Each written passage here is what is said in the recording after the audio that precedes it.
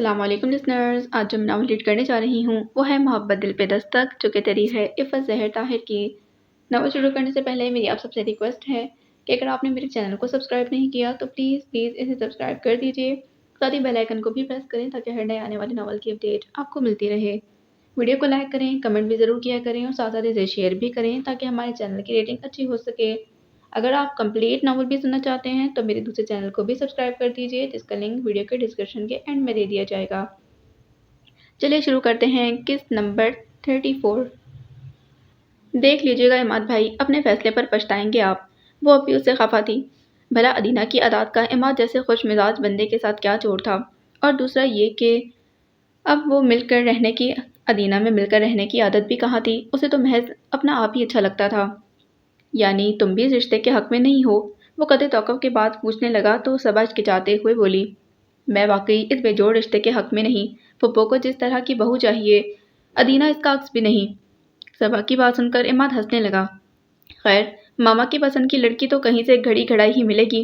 ان کا بنایا ہوا سانچہ بہت پیچیدہ ہے۔ ہر ماں کو ایسی ہی بہو چاہیے ہوتی ہے جو آتے ہی گھر کی ذمہ داری سنبھالے، محض میاں کو نہیں باقی گھر والوں کو بھی خوش رکھے۔ صبا نے سنجیدگی سے کہا، اور تمہارا کیا خیال ہے کہ ادینہ اس سانچے میں پوری نہیں اترتی؟ کیا آپ کی ادینہ سے اس موضوع پر بات ہو چکی ہے؟ نہیں، لیکن وہ جانتی ہے، عماد نے بتایا۔ پھر تو میں آپ کے لیے دعا ہی کر سکتی ہوں، خدا کرے وہ آپ کے لیے اور آپ اس کے لیے بہتر ثابت ہوں۔ صبا نے گہری سانس لے کر خوش دلی سے کہا تو بولا، بہت شکریہ، اتنی دیر میں پہلی بار میرا حوصلہ بڑھا ہے۔ صبا نے الوداعی کلمات کہتے ہوئے فون بند کیا اور گہری سانس بھرتے ہوئے پلٹی تو نوفل کو سامنے دیکھ کر قدرے حیران ہوئی۔ وہ بہت سر تاثرات لیے اندر آیا تھا۔ کیوں منع کر رہی تھیں آپ عماد کو اس رشتے سے؟ نوفل نے تیوری چڑھاتے ہوئے پوچھا تو صبا کو حیرت کے ساتھ ساتھ ناگواری بھی محسوس ہوئی۔ او ہو، تو یہ کوالٹی بھی موجود ہے آپ میں، چھپ کر دوسروں کی باتیں سننے والی۔ بات کو گھمائے مت، جو میں پوچھ رہا ہوں اس کا جواب دیں۔ وہ اس کا طنز پی گیا تھا۔ ہاں، میں نے منع کیا ہے انہیں، کیونکہ میں نہیں سمجھتی کہ ان کی ادینہ سے ذہنی مطابقت ہو سکتی ہے۔ ان کے اور ادینہ کے مزاج میں زمین آسمان کا فرق ہے۔ صبا نے بنا ہچکچاہٹ کی وجہ بتا دی تو فی الفور تلخی سے پر لہجے میں بولا، اور آپ سے زیادہ اچھی طرح عماد صاحب کے مزاج سے کون واقف ہوگا؟ ظاہر ہے ایک عرصہ گزار کر آئی ہوں ان کے ساتھ، صبا نے لاپرواہی سے کہا تو نوفل نے ٹائی کی نوٹ ڈھیلی کی اور بستر پر ٹک گیا۔ آپ اس معاملے سے دور رہیں، یہ ان دونوں کا فیصلہ ہے، انہیں اپنی مرضی اور منشا سے کرنے دیں۔ وہ قطعی لہجے میں بولا تو صبا نے اپنی حیرت چھپاتے جواب دیا، میں ان سے الگ ہوں، ادینہ کے مزاج سے مجھے بھی اچھی طرح واقفیت ہے۔ مجھ سے بحث مت کریں، جب میں نے آپ سے کہہ دیا کہ اس معاملے سے دور رہیں تو پھر آپ کو کیا ضرورت ہے؟ اگر عماد کو ادینہ میں کوئی انٹرسٹ ہے تو وہ اسے اس کی مرضی کا فیصلہ کرنے دیں۔ انہوں نے مجھ سے مشورہ مانگا تھا تو جو مجھے مناسب لگا میں نے انہیں بتا دیا، اس میں آپ کی پسند ناپسند کا تو کوئی سوال نہیں اٹھتا۔ صبا نے تھوڑے سے جھوٹ میں آر محسوس نہیں کی۔ اسے علم تھا کہ نوفل یوں بات کو چھوڑنے والوں میں سے نہیں ہے۔ اور آپ کو کیوں مناسب نہیں لگا ادینہ اور عماد کا رشتہ؟ کیونکہ آپ دل سے چاہتے ہی نہیں، نوفل نے غصے سے کہا تو متحیر سے بولی، تو اس میں اتنے غصے والی کون سی بات ہے؟ بہرحال آپ اس معاملے سے دور ہی رہیں، کسی بھی فیصلے میں آپ کی سوچ کا عمل نہیں ہونا چاہیے۔ نوفل نے قطعیت سے کہا تو اس کی بات مکمل ہوتے ہی اٹھ کر بولی، یہ محض آپ کا خیال ہے نوفل، وگرنہ میں نے کچھ غلط سوچ کر مشورہ نہیں دیا۔ مجھے علم ہے کہ ادینہ اپنی سوچ اور فطرت کی وجہ سے عماد بھائی کے ساتھ گزارا نہیں کر سکے گی۔ دونوں کے ذہنوں میں اور ان کی سوچ میں زمین آسمان کا فرق ہے۔ کل کو پچھتانے سے بہتر ہے کہ آج ہی سوچ سمجھ کر فیصلہ کر لیا جائے۔ زندگی گزارنے کا موقع روز روز تھوڑی ملتا ہے۔ یہی تو میں کہہ رہا ہوں، اگر ادینہ کو دوبارہ زندگی گزارنے کا موقع مل ہی گیا ہے تو آپ اس کی راہ میں رکاوٹ نہ بنے۔ نوفل نے قطعی انداز میں کہا تو بے بسی سے اس کی صورت دیکھ کر رہ گئی۔ وہ اپنے بستر پر اونتی لیٹی اپنی بدلتی قلبی اور ذہنی کیفیت پر غور کر رہی تھی۔ معید حسن کی پل بھر کی قربت اس کے تمام تر حواس کو جھنجھوڑ کر رکھ گئی تھی۔ اس قدر بودی نفرت، ان سالوں کی نفرت اور بیداری پر وہ کچھ لمحے حاوی ہو گئے تھے۔ زحا میر، اسے اپنے وجود کے گرد ایک اندیکھی مضبوط ہزار کی تپش محسوس ہونے لگی تھی۔ اس نے بے چینی سے کروٹ بدلی۔ اپنی اس ہاری ہوئی کیفیت پر اسے کل سے رونا آ رہا تھا۔ اس نے اپنی زندگی میں صرف ایک ہی شخص سے نفرت کی تھی اور وہ تھا معید حسن۔ اتنی نفرت تو وہ عمر کاظمی سے بھی نہیں کر پائی تھی جو اس کے دل کی دنیا تاراج کر گیا تھا۔ پھر یہ کیسا لمحوں کا طلسم پھیلا تھا کہ اس کا دل اس طلسم کا شکار ہو گیا تھا۔ نفرت کو مٹنے میں پل بھر بھی نہیں لگا تھا۔ اس نے اپنے دل کو ٹٹولا تو وہاں کچھ بھی نہیں تھا، نہ نفرت اور نہ محبت، بس ایک انجانا سا درد تھا جو اسے کسی پل چین نہیں لینے دے رہا تھا۔ اللہ کرے تمہاری بھی ایسے ہی نیند اڑ جائے معید حسن، تم بھی یوں ہی سوچو، سیدھی سوچوں کا بلکہ الٹی سیدھی سوچوں کا شکار ہو جاؤ۔ وہ چڑھ کر اپنی مخصوص عادت یعنی بددعاؤں پر اتر آئی تھی، پھر نروس سی انگشت شہادت کا ناخن چباتے اٹھ کر بیٹھ گئی تھی۔ آخر یہ ہوا کیا ہے مجھے؟ وہ سپاٹ چہرہ لیے اس قدر لاپرواہ اور بے نیاز لگ رہا تھا کہ اس میں اس وقت بھی جو تپش میرے چہرے پر سے پھوٹی تھی اس کی حدت ابھی تک محسوس کر رہی ہوں۔ وہ زیرک، وہ جو اپنے دل کے دروازے کو تالا لگا کر امی گہرائیوں میں چابی پھینک دینے کا دعویٰ کر گئی تھی، دل پر ہونے والی پہلی ہی دستک پر بے چین ہو اٹھی تھی، مگر یہ بے چینی خود اس کے لیے ناقابل قبول تھی، اس لیے اپنی اس تبدیلی کو وہ قبول کرنے کے بجائے مسلسل رد کر رہی تھی۔ مگر وہ نہیں جانتی تھی کہ اس دستک کا شور رفتہ رفتہ کس قدر بڑھنے والا ہے۔ زالے نے چائے کا مگ اپنے آگے گھسکایا اور دونوں ہاتھوں سے دکھتی کنپٹیاں دبانے لگی۔ ان دنوں تو سکھ کی نیند حرام ہو کر رہ گئی تھی، جن محبت کرنے والے دن رات کے خواب دیکھے تھے ان میں آنکھوں کو سونے کا موقع ہی کہاں ملا تھا کہ وہ ایک خوبصورت نیند لے کر بیدار ہو پاتی۔ اب تو یہ مسلسل دکن ہی ساتھی بنی ہوئی تھی۔ کچھ شور ہوا تو اس نے چونک کر نظریں اٹھائیں۔ سامنے کا منظر اس کا خون خاک کر گیا تھا۔ شموئیل خان بڑے پراسرار انداز میں پلوشے کو ناشتے کی میز پر لا رہا تھا۔ نہیں خانہ، یوں اچھا نہیں زالے، وہ منمنا رہی تھی۔ زالے کو مکمل بات سمجھ میں نہیں آئی، مگر وہ اتنا ضرور جان گئی تھی کہ پلوشے اس کی موجودگی میں میز پر نہیں آ رہی تھی۔ میرا سامنا کرنے کے قابل تو تم ویسے بھی نہیں ہو شموئیل خان، اس نے تلخی سے سوچا اور دکھتے سر کو سکون دینے کے لیے چائے کے گھونٹ بھرنے لگی۔ شموئیل خان بالآخر پلوشے کو ناشتے کے لیے لانے میں کامیاب ہو ہی گیا تھا۔ زالے اپنی جگہ پر براجمان رہی۔ وہ اچھی طرح شموئیل خان کا روپ دیکھنا چاہتی تھی، مگر پہلی رات کو تپتی سلگتی دکھائی دینے والی پلوشے اس قدر برافروختہ کیوں تھی، یہ زالے کی سمجھ سے باہر تھا۔ اب تو وہ شموئیل خان کے ساتھ بھی تھی، پھر بھی زالے کا ذہن نہ چاہتے ہوئے بھی اس پہیلی میں الجھنے لگا تھا۔ یہ چائے لو، تو اس پر جیم لوگی یا مکھن؟ شموئیل نے بذات خود چائے مگ میں ڈال کر پلوشے کے آگے رکھی اور بڑی اپنائی سے پوچھنے لگا۔ زالے نے اپنا سر درد کچھ اور بڑھتا محسوس کیا۔ کچھ نہیں، میرا جی نہیں چاہ رہا۔ پلوشے ابھی بھی اس دھیمے انداز میں منمنا رہی تھی۔ اوفو یارا، کھاؤ گی تو ہی زندہ رہو گی نا، اور مجھ میں بابا جان کا مزید عطاف سہنے کی ہمت نہیں ہے۔ شموئیل خان کا انداز بھی نظر انداز کیے جانے والا نہیں تھا۔ زالے کے دل میں درد سا اٹھا، مگر اس میں کون سا کبھی مجھ سے اعتراف محبت کیا تھا یا کبھی زندگی ساتھ گزارنے کے وعدے کیے تھے؟ وہ کڑھی، میں ہی بیوقوفوں کی طرح اس کے سائے کو ہاتھ میں پکڑنے کے لیے اس کے پیچھے پیچھے پھرتی رہی، دیوانی بن کر۔ مگر اس شخص نے کتنی کامیابی سے میری محبت کا استعمال کیا ہے۔ اس نے جلتی آنکھوں سے پلوشے کو دوست پر جیم لگاتے دیکھا۔ شموئیل خان کو گھورا، مجھے بھوک نہیں ہے۔ پلوشے نے کنکیوں سے زالے کے تاثرات دیکھتے بیچارگی سے کہا، کھاؤ گی تو خود بخود بھوک لگنا شروع ہو جائے گی، کم آن ہری اپ۔ وہ اس کی ایک سننے کے موڈ میں نہیں لگ رہا تھا۔ قطعیت سے بولتا زالے کو زہر لگا۔ پلوشے تو مرتے کیا نہ کرتے کہ مزداق دوست پکڑ لیا تو وہ بہت بے دردی سے کرسی گھسیٹ کر کھڑی ہو گئی تھی۔ تم کہاں جا رہی ہو؟ بیٹھ کر پہلے ناشتہ ختم کرو۔ شموئیل خان نے اسے دیکھتے ہوئے کہا تو پھنکاری، مجھے ہیرو ہیروئن کے پٹے ہوئے ڈرامے دیکھنے کا کوئی شوق نہیں۔ یہ تو اب روز کی بات ہے، تم کب تک یوں ہی ٹیبل چھوڑ کر اٹھا کرو گی؟ شموئیل نے اطمینان سے جواب دیا تو اہانت کے احساس کے ساتھ وہ غرا اٹھی۔ اٹھا کر تم دونوں کو باہر پھینک دوں گی شموئیل خان، یہ میرا گھر ہے، اسے میں تم دونوں کی عیاشیوں کے لیے تمہارے حوالے نہیں کروں گی۔ ویل ڈن، شموئیل خان نے ہلکی سی تالی بجا کر گویا اس کی ہمت کی داد دی تھی۔ یہ ہوئی نا بات زالے افریدی، شموئیل خان جتنی عزت بنی ہے نا اسے سنبھال کر رکھو، میں تمہاری ہوتی سوتی کے سامنے تمہاری کھال اتارنا نہیں چاہتی۔ زالے نے پلوشے کی موجودگی کے باعث اب کی بار انگریزی زبان کا سہارا لیتے دانت پیسے تو وہ جیسے محظوظ ہوتے انگریزی میں ہی بولا، احسان کرنے کا شکریہ، مگر کتنے مزے کی بات ہے نا کہ پلوشے کو بھی انگریزی آتی ہے، انگریزی ادب کی طالبہ ہے۔ زالے نے بے اختیار پلوشے کو دیکھا جو سر نیچے کیے یقیناً اپنی بے ساختہ امٹ آنے والی مسکراہٹ چھپا رہی تھی۔ اسے یوں لگا جیسے وہ دونوں مل کر اسے بیوقوف بنا رہے ہوں۔ جہنم میں جاؤ تم دونوں، مجھے کسی کی بھی پرواہ نہیں، وہ تب کر کہتی اٹھی اور کمرے میں چلی آئی تھی جسے وہ شموئیل خان سے الگ رہ کر بیڈ روم کے طور پر استعمال کر رہی تھی۔ سنگل صوفے میں دھنستے ہوئے بے اختیار اس کا جی چاہا کہ گنوار عورتوں کی طرح رونا شروع کر دے۔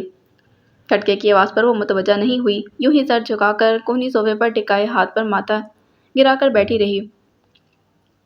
یہاں تو اپنی شکست کا ماتم منایا جا رہا ہے۔ شموئیل کی متاسفانہ آواز نے اسے سر اٹھانے پر مجبور کیا۔ تم میرے کمرے میں آئے بھی کیسے؟ اس کی بات نے زالے کو اور تپایا۔ دروازے سے، وہ سادگی سے بولا تو زالے نے غصے سے کہا، تو پھر اسی دروازے سے گیٹ آؤٹ بھی ہو جاؤ۔ اپنے رویے اور انداز پر ذرا غور کرو، تم میری نرمی کا ناجائز فائدہ اٹھا رہی ہو۔ शमुएल संजीदा होते हुए उसे जताने लगा तो वो शोला बार लहजे में बोली, मत दिखाओ ये नरमी, जो कर सकते हो कर डालो, मुंतजिर हूँ मैं भी। वो चंद लम्हे यूं ही खामोशी से उसे देखता रहा, फिर तासुब से बोला, जितनी तुम मोहब्बत मुझसे करने का दावा करती हो, इतना ही कभी एतबार किया होता तो आज ये हालात ना होते। हालात तब भी यही होते शमील खान, क्योंकि तुम दगाबाज हो, मोहब्बतों से खेलने वाले, दिल तोड़ने वाले रिवायती सरदार। उसके मजीद कुछ बोलने से पहले ही जाले शेरनी की तरह गुर्रा उठी थी। भूल रही हो कि तुम मेरे इख्तियार में होने के बावजूद अपनी मर्जी की जिंदगी गुजार रही हो। इस तरह करके मेरे गैर रिवायती सरदार होने का क्या सबूत मांगती हो? शमूएल ने उसे जताया तो वो तमस्खुराना लहजे में बोली, मैं अपनी मर्जी से ज़िंदगी इसलिए गुजार रही हूँ क्योंकि ये मेरी ज़िंदगी है। मैं तुम्हें या किसी को भी अपनी मर्जी के बगैर इसका इख्तियार नहीं सौंप सकती।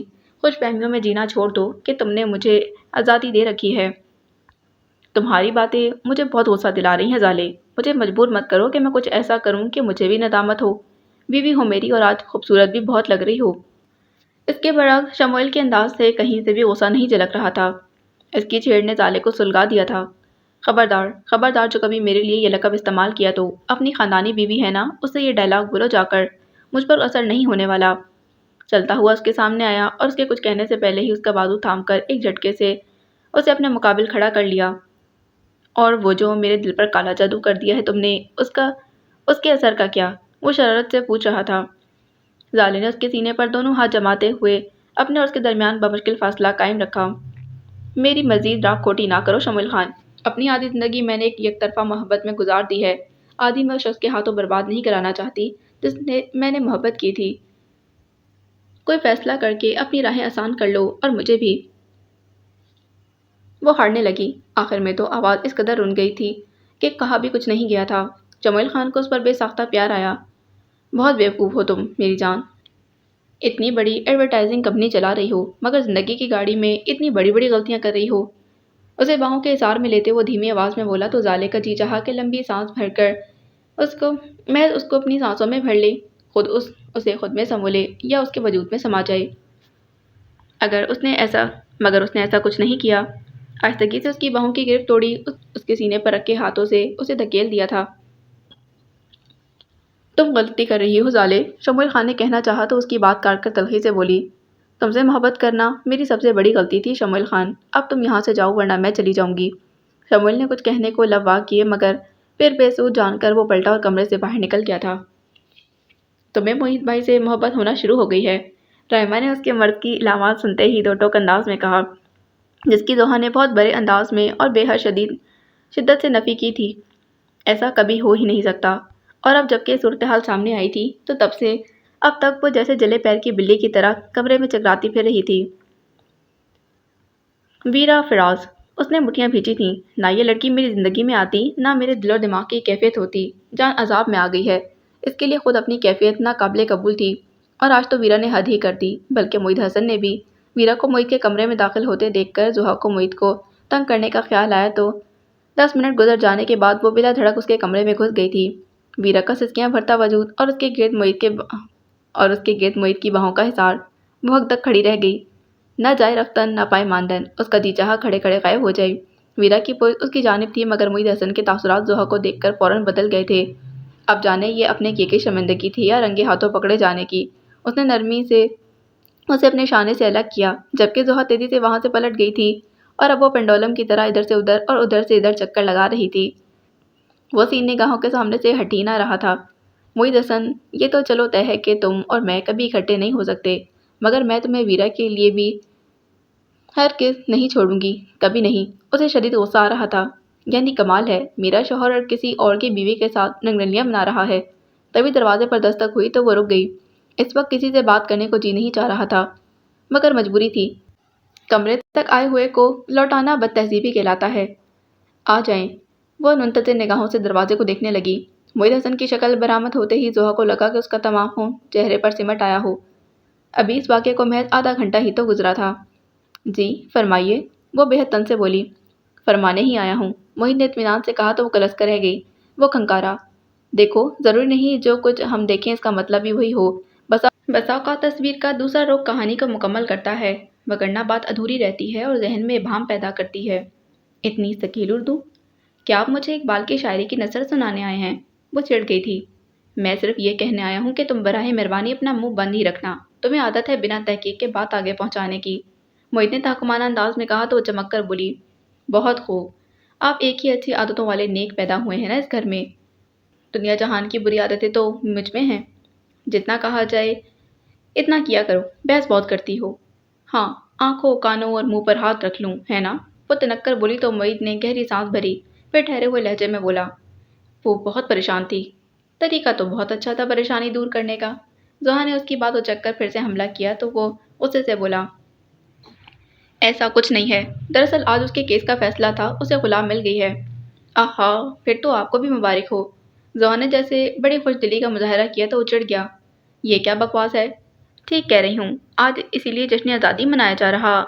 شٹ اپ زحا، وہ تن سے کہنے والی تھی کہ وہ بے حد غصے سے اس کی بات کاٹ گیا۔ اس کے چہرے پر چھائی سرخی اور ایک دم سے یوں غصے میں آ جانے پر زحا کا دل سہم گیا تھا۔ دماغ تو خراب نہیں ہو گیا؟ کیسی فضول باتیں کر رہی ہو؟ خدا نے مجھے آنکھیں دیکھنے کے لیے دی ہیں، اب آنکھوں دیکھی کو محض آپ کے کہنے سے جھٹلا تو نہیں دوں گی نا؟ وہ احتیاطاً 2 قدم پیچھے ہٹتے بولی، مبادا معید حسن کا ہاتھ ہی نہ چل جائے۔ دیکھو، یہی تو میں تمہیں بتانے کی کوشش کر رہا ہوں۔ معید نے بڑے تحمل کا مظاہرہ کرتے اسے سمجھانے کی ایک اور کوشش کرنا چاہی تھی، مگر وہ بد تہذیبی سے اس کی بات کاٹتے ہوئے تنک کر بولی، نہ تو آپ مجھے کیوں صفائیاں دے رہے ہیں؟ جو کچھ کہنا ہے تائے جان سے کہیے گا۔ واٹ؟ معید کو جھٹکا لگا، یہ سب فضولیات تم بڑے ماموں سے کہو گی؟ اسے یقین نہیں آیا۔ زحا نے اس بات میں سر ہلاتے تیکھے انداز میں کہا، یہ سب آپ کا کیا دھرا ہے جو آپ کے سامنے آ رہا ہے۔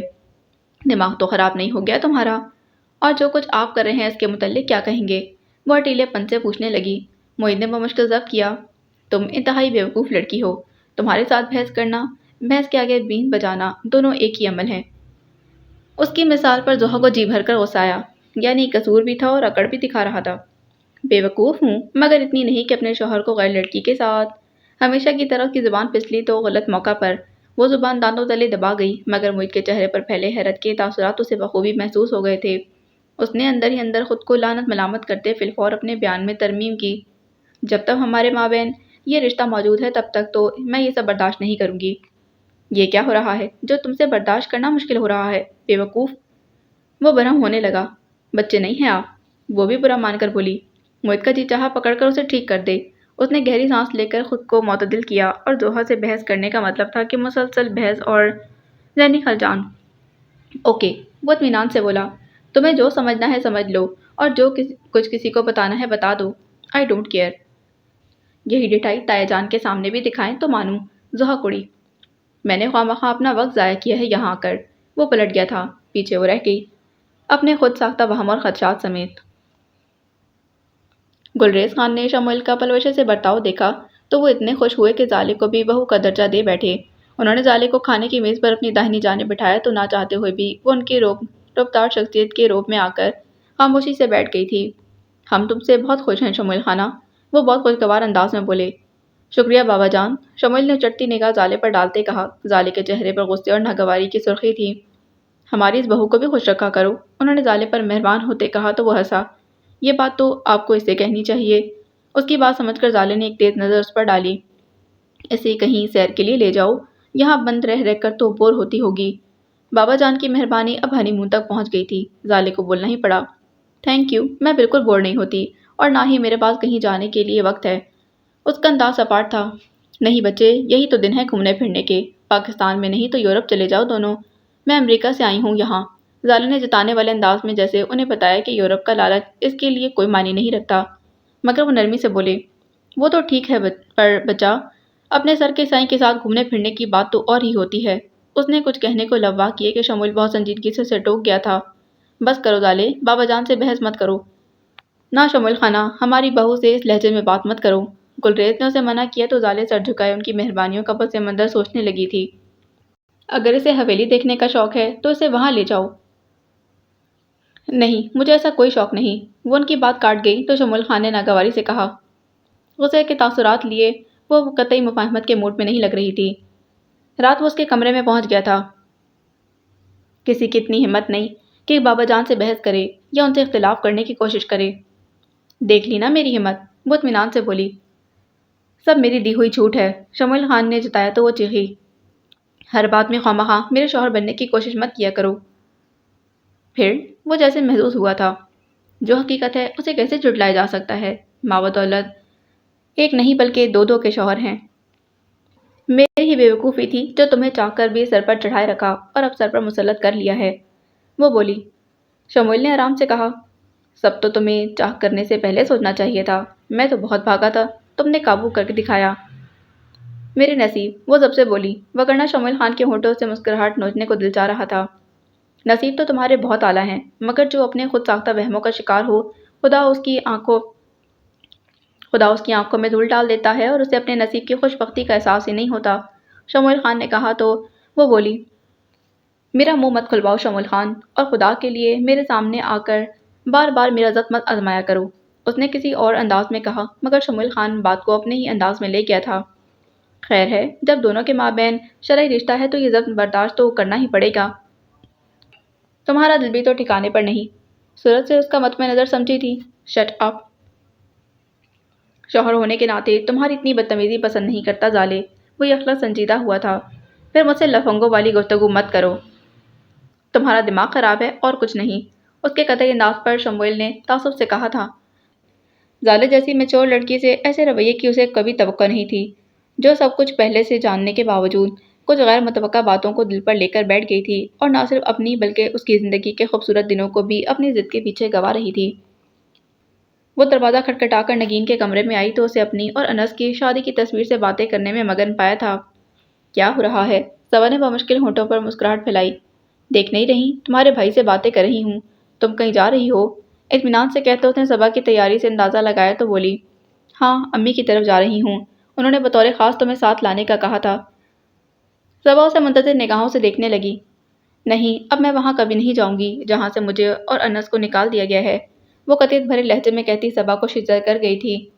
ان دنوں وہ کتنی ہی دیر انس کی تصویر تھامے پتہ نہیں کیا کیا باتیں کرتی رہتی تھی، مگر میر ہاؤس والوں کے متعلق اب اس نے اتنے منفی انداز میں سوچنا شروع کر دیا ہے، یہ صبا کو ابھی پتہ چلا تھا۔ ایسا کچھ نہیں ہے نگی، میں اور نوفل تو تمہیں اپنی مرضی سے لے کر آئے تھے۔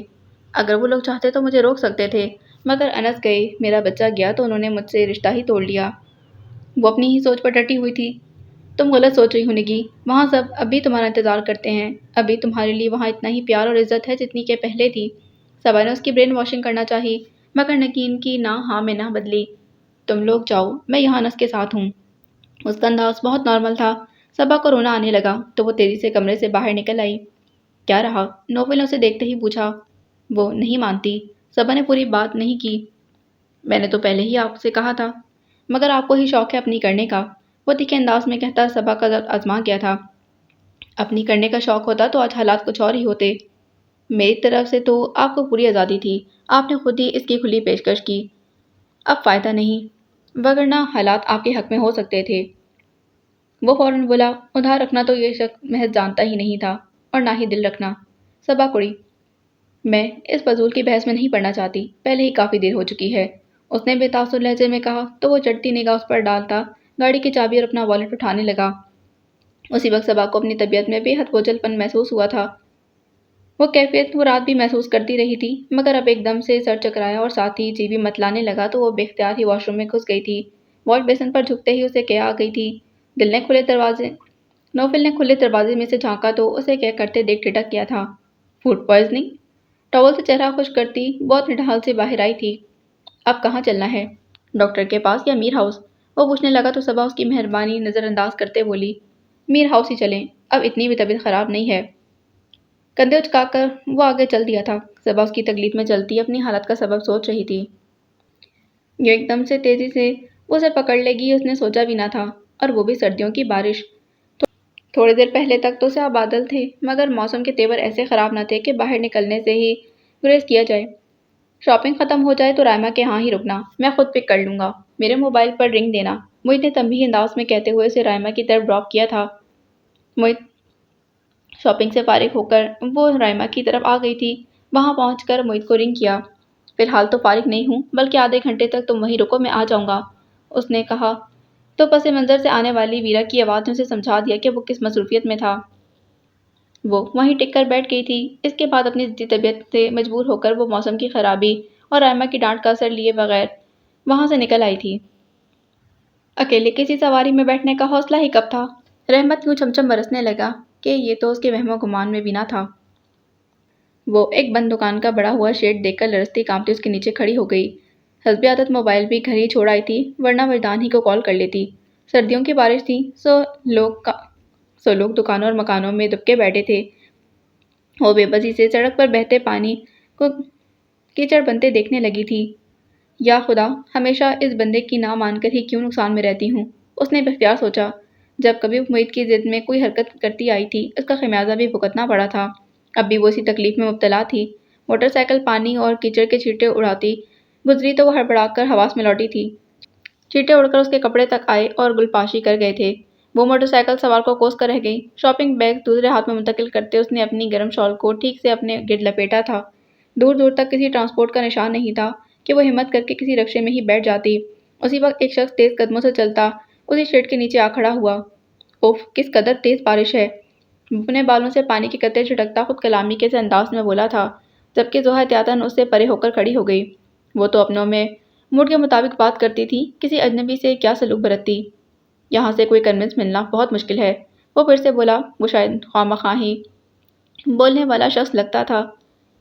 اس نے زوہا کی طرف دیکھا جو سڑک پر منتظر نظروں سے کسی کنونس کا انتظار کر رہی تھی۔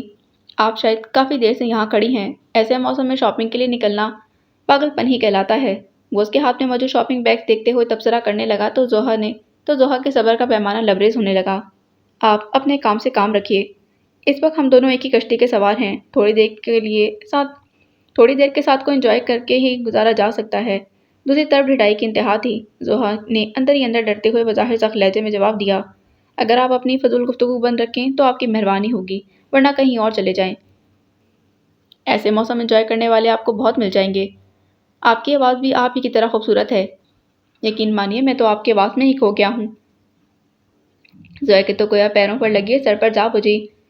اس کے اندر کی غسیلی لڑکی تمتراک سے بیدار ہوئی، سارا خوف کہیں دور جا سویا۔ کیا بکواس کر رہے ہیں؟ ارے جانمن، موسم ہے، موقع ہے، دستور بھی۔ ایسے موسم میں تو ایسی رومانٹک گفتگو ہی اچھی لگتی ہے۔ وہ بظاہر شریف دکھائی دینے والا شخص یکلگتی شرافت کا لبادہ اتار کر وقت کا فائدہ اٹھانے لگا تھا۔ اب موسم سے زیادہ زوہا کو وہ خراب شخص عذاب لگنے لگا تھا۔ کس قدر گھٹیا انداز گفتگو اسے لرزا کر رکھ گیا تھا۔ کاش معید ہی ادھر آ نکلے۔ اس کے دل نے بہت شدت سے دعا کی تھی۔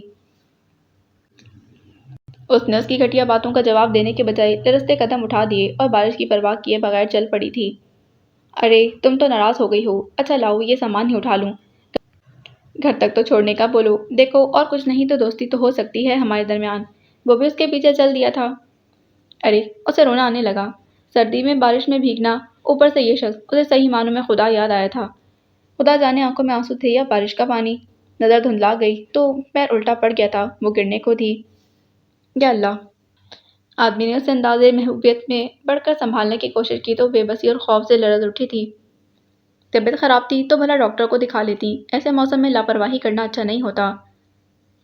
تائی جان نے اسے گرکا تو بے دلی سے سر ہلا کر رہ گئی تھی۔ میں تو اس لڑکی سے بہت تنگ ہوں، کہا بھی تھا کہ آج موسم خراب ہے، رائما کے ہاں نہ جانا، مگر اس کے سر میں ایک بات جو سما جائے پھر اس کا نکلنا بہت مشکل ہے۔ ان برستی بوندوں سے غائب ہو کر زوہا کے غائبانہ لتے لیے جا رہے تھے۔ آ جاتی ہے، وہ کون سا اکیلی گئی ہے، معید لے گیا ہے، واپسی پر بھی اسی کے ساتھ آئے گی۔ تائی جان نے انہیں تسلی دی۔ انہوں نے ہی اسے رائما کی طرف جانے کی اجازت دی تھی، ورنہ چچی جان تو اسے صاف انکار کر چکی تھیں۔ یہ ویرا بھی ابھی یہی ہے؟ صبا کو خیال آیا تو چچی جان کے اٹھتے ہی تائی جان سے پوچھنے لگی۔ ہاں، تائی جان نے گہری سانس بھری، بیچاری کو طلاق ہو ہی گئی۔ صبا کو دھچکا لگا۔ اچھا؟ ہاں، چاہے اچھا تھا یا برا، سر کا سائیں تھا، اپنی مرضی سے خلا لینے کے باوجود اس نے اثر لیا ہے، وہ بتانے لگی۔ تو اب کیا ارادے ہیں اس کے؟ کہاں جائے گی وہ؟ اپنے گھر؟ صبا نے پوچھا۔ دراصل یہ ویرا کی پسند کی شادی تھی، اس لیے ساری فیملی نے اسے رابطہ توڑ دیا تھا۔ ابھی تک وہ اس سے ناراض ہیں، تبھی تو وہ یہاں رہ رہی ہے، تائی جان نے بتایا۔ صبا کو زوہا کی کئی باتیں بتانے میں تذبذب ہوا تھا۔ ابھی یہیں زوہا ہوتی تو چٹاخ چٹاخ سب کچھ بول ڈالتی تھی۔ صبا انہیں عماد اور ادینہ کی بات بتانے لگی۔ ہاں، مریم نے تو ذکر کیا تھا، پریشان بھی تھی، جانے کیسی طبیعت کی لڑکی ہوگی۔ چچی جان نے کہا۔ ہاں، طبیعت تو عماد بھائی سے اس کی نہیں ملتی، بس دل کی بات ہے ساری، ورنہ تو ہزاروں لڑکیاں مل جائیں۔ صبا کو افسوس ہوا۔ آج صبح میں نے پھر انس کو ख्वाब में देखा था। ताईजान अफसरदगी से बोली तो सबा चौंकी। वही ख्वाबों का सिलसिला। हाँ, आज भी वो नगीन की तरफ से परेशान दिखाई दिया। मुझे कह रहा था इसका ख्याल रखो। इसके लिए फूल और सफ़ेद दुपट्टा दिया उसने मुझे। उनकी आवाज़ भरा गई थी। नगीन की हालत किसी से छुपी नहीं हुई थी। सारा सारा दिन कमरे में घुसी भाईजान की तस्वीर से पता नहीं क्या क्या बातें करती रहती है। वो वहाँ सुकून से कैसे रह सकते हैं। यहाँ रहती तो बहल जाती, उन्होंने कहा। यही सोचकर तो वहाँ ले गए थे। यहाँ तो चप्पे चप्पे पर भाईजान की यादें थीं, मगर उसने तो वहाँ भी उनकी यादें बिछा रखी हैं। वो इस धोखे से बाहर निकलना ही नहीं चाहती जहाँ भाईजान उसके साथ हैं। तभी तो मेरे बच्चे को वहाँ पर चैन नहीं। कैसे शहजादियों की तरह रखा हुआ था उसने नगीन को। वो रोने लगी तो सबा को भी रोना आ गया। कितनी देर इस सोगवार माहौल में रहने के बाद ताईजान ने दुपट्टे के पल्लू से चेहरा पोंछा। आज तो वो उसके लिए फूल और सर ढांपने को दुपट्टा देकर गया है। हाँ तो? सबा नासमझी की कैफियत में उन्हें देखने लगी। कई दिनों से मेरे दिल में एक बात आ रही है सबा, उन्होंने हिचकिचाते हुए कहा तो वो टिटकी थी। वो क्या? ऐसे ही, जब से मरियम को परेशान देखा है तब से मेरा जहन कुछ और ही सोचने लगा है। अभी मुतजब्जब थी फिर रुक गई। ओफो, जो दिल में है कह दें, मैं कौन सा अजनबी हूँ? सबा ने उन्हें बढ़ावा दिया। मैं सोच रही थी कि अदीना तलाक याफ्ता है, इमाद उससे शादी कर सकता है तो फिर नगीन तो उससे बेहतर है, वो उससे शादी क्यों नहीं कर लेता? उन्होंने झिझकते कहा तो मुतहैर सी माँ का चेहरा देखने लगी। बात सुने। धीमे सुरों में मदम सुरों में पुलवशे ने उसे पुकारा तो तहैर से उसे देखने लगी। उसे अंदाज़ा नहीं था कि वो कभी उसे मुखातिब होने की जुर्रत कर सकती है। क्या है? अपनी हैरत पर काबू पाते हुए जाले ने बिगड़े लहजे में पूछा। आप उनसे ऐसे ही नाराज़ हो रही हैं? एक बार उनकी बात तो सुन लेती तो तमाम गलतफहमी दूर हो जाती। वो झिझकते हुए बोली। जाले के अंदाज ने उसे संभल कर बात करने पर मजबूर कर दिया। उसकी तरफदारी नहीं करोगी तो तुम उसकी तरफदारी नहीं करोगी तो और कौन करेगा? भला तुम्हें इसका कसूर क्यों दिखाई देने लगा? वो उस पर बरस पड़ी। इन दिनों वो हद से चिड़चिड़ी और बेजार हो रही थी। खुशदिली और बशाशत दूर कहीं जा सोई थी। एक नई जाले थी। नहीं, वो ना तो आपसे धोखा कर रहे हैं और ना ही कुछ बुरा करने का सोच रहे हैं। अब इससे ज़्यादा क्या अच्छा करेगा? इतनी अच्छी और हसीन सौगन लाकर मेरे सर पर बिठा दी है। वो तल्खी से बोली। पलवशे का रंग सुर्ख पड़ गया। आपकी सोच कितनी गलत है। अगर बैठकर बात की जाए तो मुफाहमत की राहें निकल आती हैं। उसने हिम्मत नहीं हारी। टू हेल विद, वो बरहमी से कहती पलटी तो पीछे खड़े जाने कब से उन दोनों की बातें सुनते शमुइल से टकरा गई थी। किसको समझा रही हो पलवशे? इसका दिमाग बहुत ख़राब है। ये सिर्फ अपनी खुद साख्ता सोचों से ही सोचती है और समझती है और बस। वो भी इतने ही तल्ख लहजे में बोला। खुद साख्ता? जाले जबरन हंसी। हाँ, मैं हमेशा वन वे का शिकार रही हूँ ना। दिमाग ख़राब था मेरा। हीरा समझकर कोयला हाथ में ले बैठी। उसने दुख से कहा तो लहजा भर को वो खामोश हो गया। देखें, आप फिर से गलती कर रही हैं। खान ऐसे नहीं है। पलवशे ने कहना चाहा तो उस पर उलट पड़ी। शट अप खान की चमची। खबरदार जाले, जो पलवशे से एक भी लफ्ज़ मजीद कहा तो। शमुइल ने यखलकती सर्द लहजे में कहा तो वो सुनसी होकर बेयकीनी से उसे देखने लगी। कल तक तो उसे अपने और पलवशे के माबैन मौजूद रिश्ते की वजाहतें देता फिरता था और आज हाल तक कि वो उसकी खातिर जाले के सामने आ खड़ा हुआ था। तुम्हें अगर मैं ब्याह कर इस घर में लाया हूँ तो ये भी मेरे साथ भाग कर नहीं आई है। इसकी भी जिम्मेदारी है मुझ पर। बस खाना। उसके सख्त लबो लहजे पर पलवशा ने दबे लफ्ज़ों में उसे टोकना चाहा तो वो उस पर उलट पड़ा। तुम चुप रहो। इतना बेहिस नहीं हूँ कि तुम्हारी बेइज्जती होते देखता रहूँ। पलवशा खामोशी से वहाँ से हट गई थी। जाले ने उसके अंदाज से सख्त बेइज्जती महसूस की थी। तो फिर इसकी जिम्मेदारी क्यों नहीं निभाते? छोड़ दो मुझे। उसने हद कर दी थी। अब जाने ये शमुइल की बर्दाश्त थी या वो कसदन उसके रवैये को नज़रअंदाज कर जाता था। उसे इतने सख्त अल्फाज सुनने के बाद भी ठंडे लहजे में बोला। ये तो अब तुम भूल ही जाओ कि मैं कभी तुम्हें छोड़ूंगा। बहुत भागा हूँ तुमसे, मगर तुमने हार नहीं मानी। अब तो आखिरी सांस तक निभानी होगी। My foot. जाले ने तिल मिलाकर पाँव पटका। शमुइल ने अंगश्ते शहादत उठाते हुए उसे एक बार फिर याद दहानी कराई। पलवशे से दूर ही रहो। वो तुम्हें कुछ भी नहीं कहती। तुम भी उसकी इज्जत करो। उसकी घर में क्या जगह है ये तुम नहीं जानती। ये तो मैं अब बहुत अच्छी तरह से जान गई हूँ। इसकी जगह क्या है और मेरी जगह क्या है। वो तल्खी से बोली थी। मेरे साथ बना कर रखी होती तो मैं तुम्हें बताता कि तुम्हारी इस घर में क्या जगह है और मेरे दिल में क्या मकाम है। शमुइल ने तमान्ने से कहा तो वो चिढ़कर रह गई। मुझे कोई शौक नहीं लाइन में लगने का। तुम उसी एक को संभालो। मैं बहुत जल्द कोई फैसला कर लूँगी अपनी ज़िंदगी का। वो ठक ठक करती अपने कमरे में जा घुसी थी। शमुइल खान गहरी सांस भरकर रह गया। वो रायमा के घर पहुंचा तो पता चला कि जोहा वहां से निकल चुकी है। मौसम के तेवर देखकर मोहित को उसकी बेवकूफ़ी पर शदीद गुस्सा आया था। कोई काम जो ये लड़की ढंग से कर जाए। وہ گاڑی میں آ بیٹھا۔ سردیوں کی بارش نے موسم کو یکلختی برفیلا بنا دیا تھا۔ لب بھیجے گاڑی ڈرائیو کرتا وہ ادھر ادھر نظر دوڑاتا تمام راستے اسی سرپھری کو دیکھتا رہا۔ ہو سکتا ہے وہ گھر پہنچ چکی ہو۔ اسے دھیان آیا۔ اس نے ہاتھ بڑھا کر ڈیش بورڈ پر سے موبائل اٹھایا۔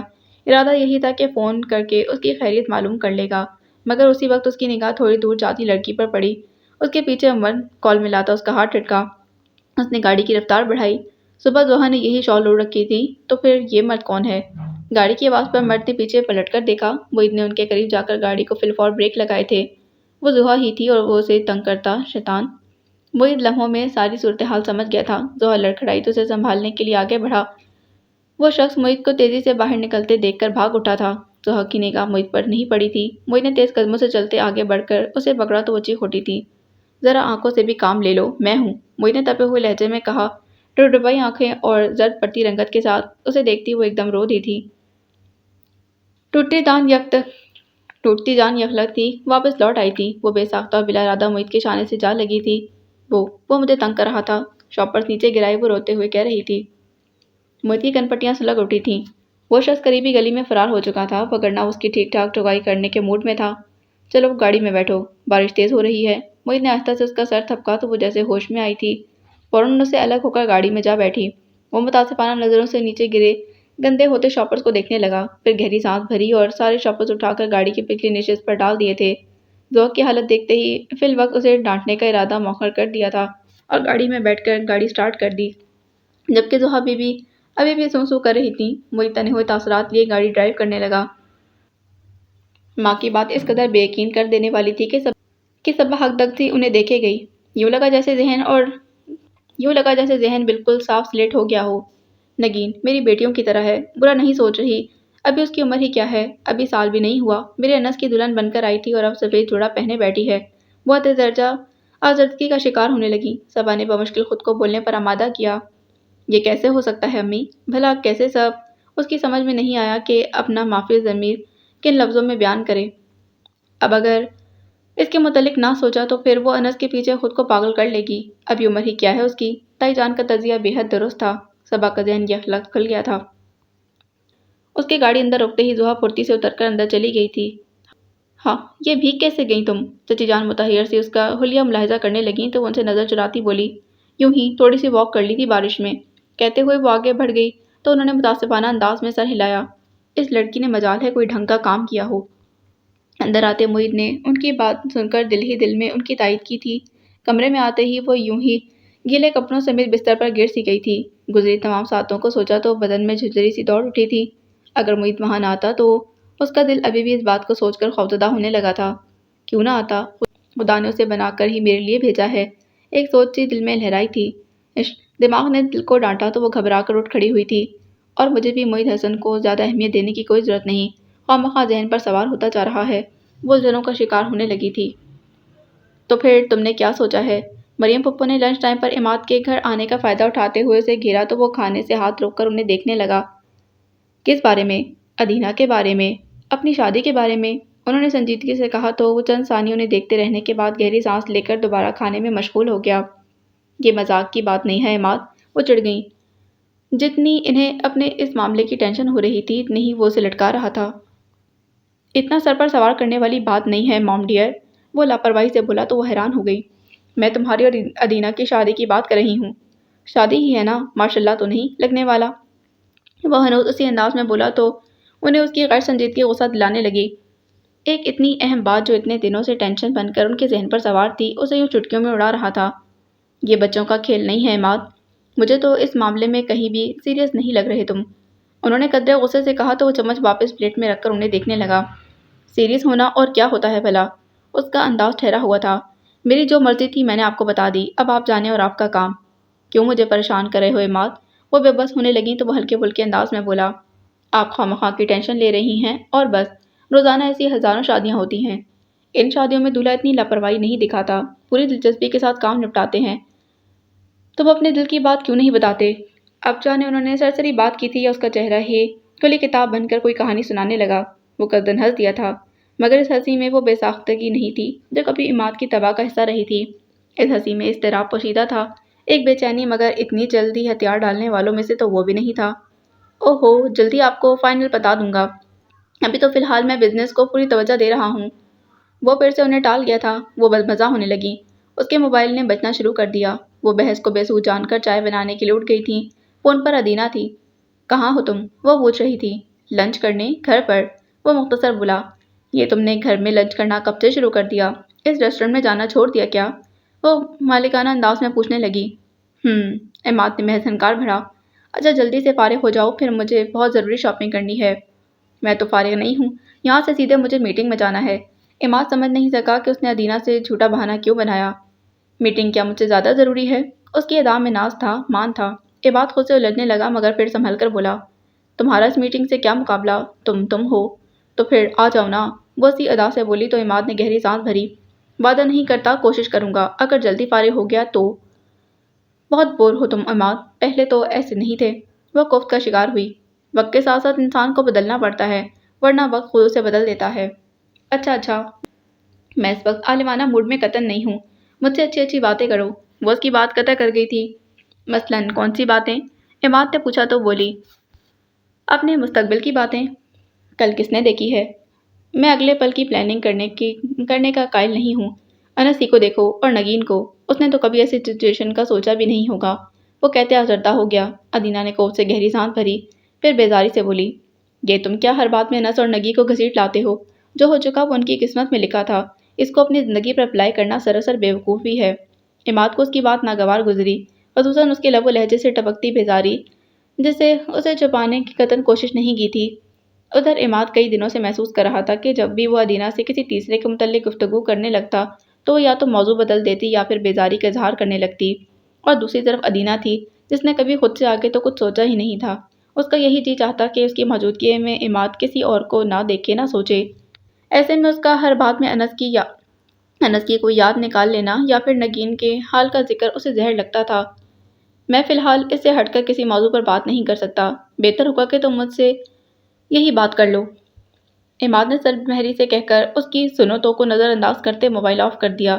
اس کی پیشانی پر گہری سلوٹیں پڑ چکی تھیں۔ وہ مسلسل الجھن اور بے یقینی کا شکار تھی۔ معید حسن کی طرف بڑھتے دل کے التفات کو کوئی نام دینے کی جرأت خود میں نہیں پا رہی تھی۔ بکواس، اس نے سختی سے دل کو ڈپٹا۔ زہر لگتا ہے مجھے وہ شخص، لگتا ہی کیا ہے میرا وہ دشمن اول۔ وہ اندھیرے کمرے میں کمبل لپیٹے الٹی سیدھی سوچوں میں گھری تھی، مگر یہ دل کیوں اس بے حس تنگ دل کی طرف ہمک رہا ہے؟ اس زہر لگنے کی اتنی شدت کیوں نہیں ہو رہی؟ اور دشمن سے جانے کا وہ دشمن جان بن گیا ہے۔ اس نے دونوں مٹھیوں میں کمبل دبا کر سینے میں بھیجا اور گہری سانس بھری تھی۔ اندر کی گھٹن کسی طور کم نہ ہو رہی تھی۔ یہ کیا ہے؟ کیوں ہے؟ گھبرا کر وہ اٹھ بیٹھی تو سامنے دیوار پر معید حسن کی تصویر ابھر آئی تھی۔ حیران سی ایک خواب کی کیفیت میں گرنے لگی۔ اس کی گھور سی آنکھیں اس میں بھری خفگی۔ کتنی بار کہا ہے کہ اکیلی باہر مت جایا کرو، دوستوں کے گھر جانا ہو تو مجھ سے کہو۔ انس ہے، وجدان ہے، وہ ناراض ہوتا تھا۔ تو پھر جب ٹرپ کے لیے ضد کر رہی تھی، کوئی ضرورت نہیں کالج ٹرپ کے لیے جانے کی۔ آج کل زمانہ کون سا ہے یوں لڑکیوں کا گھر سے باہر نکلنے کا؟ یہاں سے ذمہ داری کا وعدہ لے کر لے جانے والے وہاں اپنے آپ میں مگن ہو جاتے ہیں اور لڑکیاں منہ اٹھائے ادھر ادھر بھٹک رہی ہوتی ہیں۔ اس سے بہتر ہے کہ ہم فیملی ٹرپ ہی پلان کر لیں۔ اسلام آباد ہی تو جانا ہے، اگلے ہفتے ہم سب چلیں گے۔ واقعی وہ سب اگلے ہی ہفتے اسلام آباد کا چپا چپا کھنگال کر آئے تھے اور ایک نہیں بلکہ 4 دن قیام بھی کیا تھا، مگر زحا کے دل سے ٹرپ کے ساتھ نہ جانے کا ملال نہیں گیا۔ مگر اب دل کیا کہہ رہا تھا؟ غلط تو نہیں کہتا وہ، واقعی زمانہ ہی کون سا ہے لڑکیوں کے باہر نکلنے کا، جبکہ کوئی مرد ہمراہ نہ ہو۔ اس کی ساری منفی سوچیں اس پر مثبت ہو رہی تھیں۔ کوئی سن لیتا تو بے ہوش ہی ہو جاتا۔ زحا میر اور معید حسن کے لیے سافٹ کارنر۔ خود زحا کے لیے بھی یہ اپنی کیفیت اس قدر غیر متوقع تھی کہ معید حسن کے بارے میں اچھا سوچنے کے بعد فوراً کترا سی جاتی تھی۔ وہ بہت شاطر آدمی ہے، مجھ سے نکاح کے باوجود وہ ویرا سے چکر چلا رہا ہے، میں کبھی اسے معاف نہیں کروں گی۔ وہ فوراً تہیہ کرتی مگر اگلے ہی پل بھیگے وجود کے گرد نرم گرم سا بازوں کا احسار یاد آتا تو پگھل سی جاتی تھی۔ یا خدا، اسے رونا آنے لگا۔ بھلا معید حسن مجھے ملنے والا ہے تو پھر یہ کیفیت کیوں ہو رہی ہے میری؟ میں جانتی ہوں کہ وہ ویرا کا ہے، وہ ویرا جو اس کے لیے اپنے شوہر سے طلاق لے بیٹھی ہے۔ اس کے لیے بھلا وہ میری طرف کیسے دیکھے گا؟ وہ بے حد حساس اور آزردہ دل تھی۔ یا خدا میرے دل کو بدل دے۔ اس نے لیٹ کر سختی سے آنکھیں موند لیں اور خدا سے دعا کرنے لگی۔ آپ ماں بننے والی ہیں، لیڈی ڈاکٹر نے مسکرا کر کہا تو صبا بے یقینی سے اسے دیکھنے لگی۔ You are pregnant. समझी डॉक्टर समझी शायद वो उसकी बात सुन नहीं पाई, मगर सबा ने उसकी बात अच्छी तरह सुनी थी, लेकिन उसे अपनी समातों पर यकीन नहीं आया था। दूसरी बार डॉक्टर ने कहा तो वो जैसे एक ख्वाब की गिरफ्त से आज़ाद हुई थी। Are you sure doctor? उसके अंदाज में बेयकीनी थी।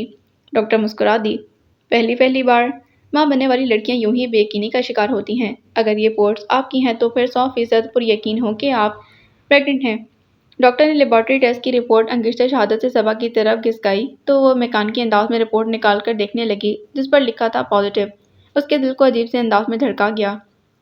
मैं दोबारा शादी का सोच भी नहीं सकती मुईद। मीरा का लहजा भीगा हुआ था। जोहा के कदम ठिठक गए। वो एहतियातन पोर्च के पिलर की ओट में हो गई थी। लॉन में कुर्सियों पर बैठे वो दोनों महवे गुफ्तगू थे। खबरदार वीरा, खबरदार, जो तुमने ऐसी कुछ कारकर्दगी दिखाई तो। मोहित ने सख्त लहजे में कहा। अब जबकि किस्मत तुम पर फिर से मेहरबान हो रही है तो तुम नादानों जैसा कदम उठाना चाहती हो। मैं खुद को इस काबिल नहीं समझती मोहित।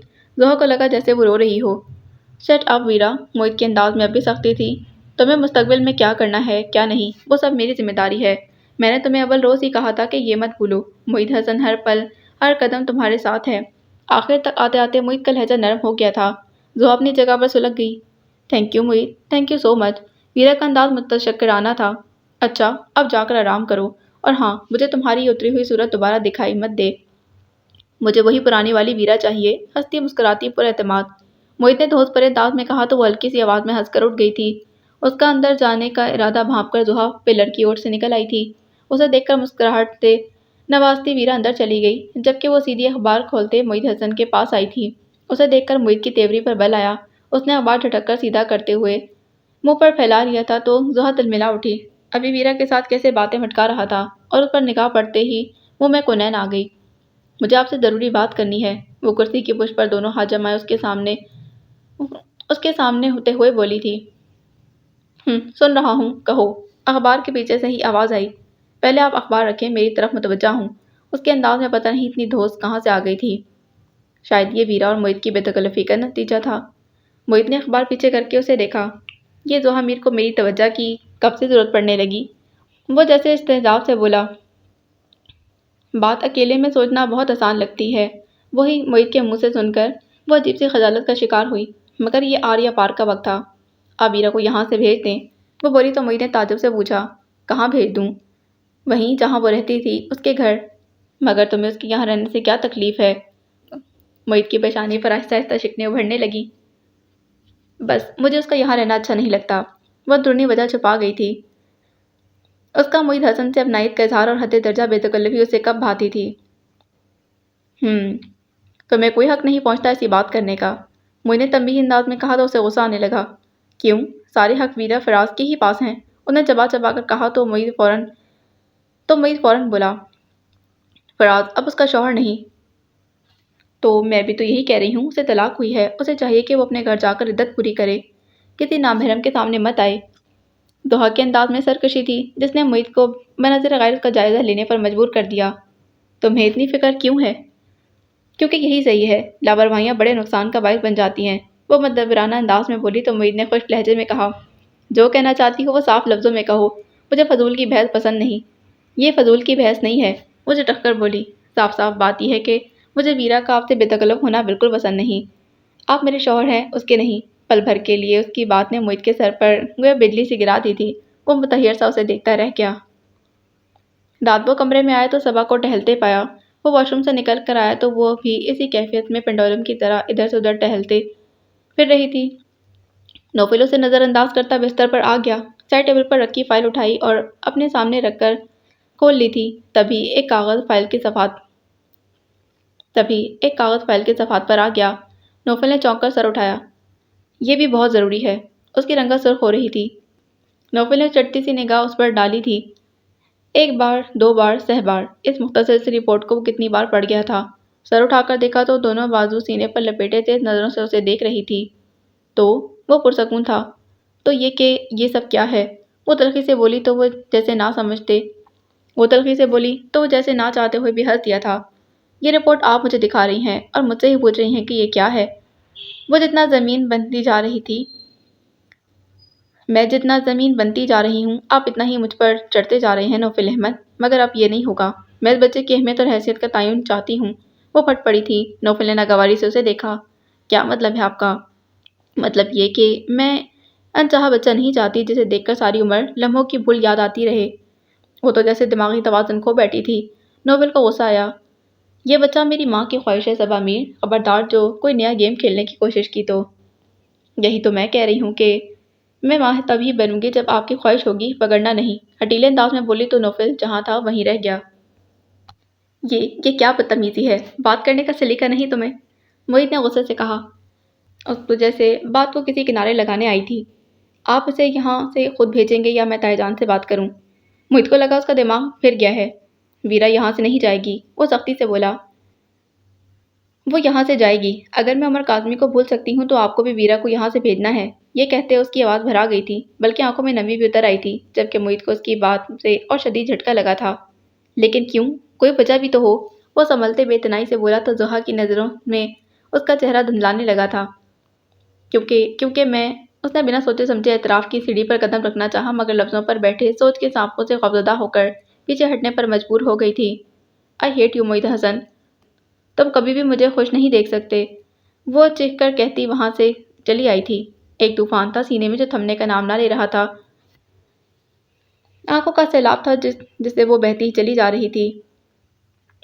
میں محبت کرنے لگی ہوں موہت حسن سے، اسی سے جو مجھے کوئی بھی خوشی نہیں دے سکتا اور جو کسی اور کی زلف کا اسیر ہے۔ اس نے خود سے اعتراف کر لیا تو کتنے ہی آنسوؤں نے پلکوں کی بار توڑ کر نکاسی کا راستہ بنا لیا تھا۔